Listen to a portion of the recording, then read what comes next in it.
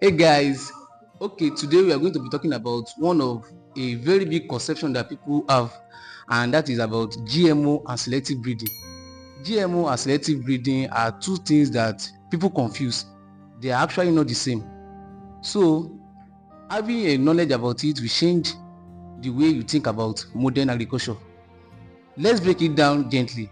No politics, no grammar, just a real explanation of an agriculture and what GMO and selective breeding really means. Selective breeding is one of the oldest way of improving crops and animals. How does it work?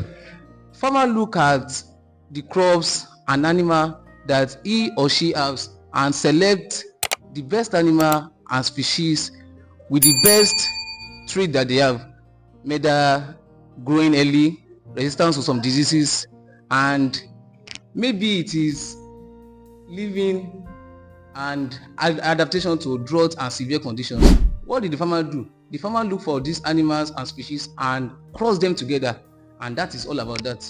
You are simply selecting natural traits that you love and encouraging it to appear more in the future.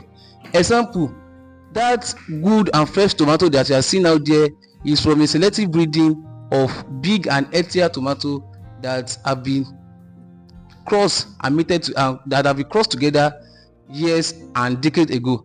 Broiler birds, farmers look for birds that grow earlier and also birds that are big and fat. So these birds are crossed together, and that is how we come up with all these broiler birds.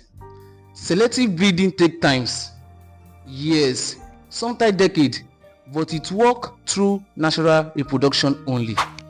Now GMO. Scientists go into the gene and of the plant and animal and make selective changes using biotechnology.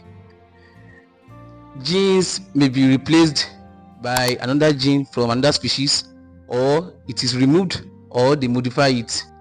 All this cannot happen through natural selective breeding. Let me give an example. A GMO plant might be breeded, might be done to withstand just a particular pest and disease, and another GMO plant may be done to survive in droughts and severe conditions. The goal is to create traits directly and quickly. They did not wait for times or decades. It is done very quick and it is controversial. So here is the simple difference. Selective breeding works within what the natural environment of the species can provide, while GMO goes outside what the natural species can provide. That is, it is being modified. Some are being replaced, some are removed, or some are being modified to another thing. But the thing is, they are both aim to what? To provide food production, but their method are what? Their method are completely different. These are the things that Nigeria did not really understand.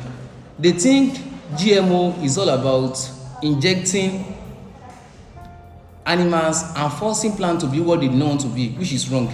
And they think selective breeding is also GMO, which is also wrong. When we understand the difference,